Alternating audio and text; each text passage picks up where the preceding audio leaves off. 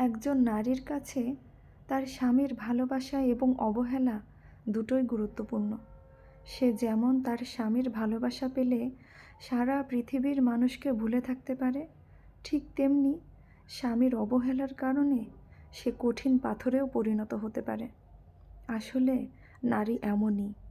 নারীকে ভালোবেসে আগলে রাখলে সে যেমন জলের মতো সরল হয়ে যায়, তেমন প্রচণ্ড আঘাত পেলে সে কঠিন পাথরেও পরিণত হয়ে যায়।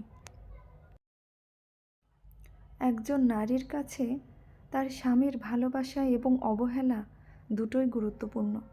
সে যেমন তার স্বামীর ভালোবাসা পেলে সারা পৃথিবীর মানুষকে ভুলে থাকতে পারে, ঠিক তেমনি স্বামীর অবহেলার কারণে সে কঠিন পাথরেও পরিণত হতে পারে। আসলে নারী এমনই। নারীকে ভালোবেসে আগলে রাখলে সে যেমন জলের মতো সরল হয়ে যায়, তেমন প্রচণ্ড আঘাত পেলে সে কঠিন পাথরেও পরিণত হয়ে যায়।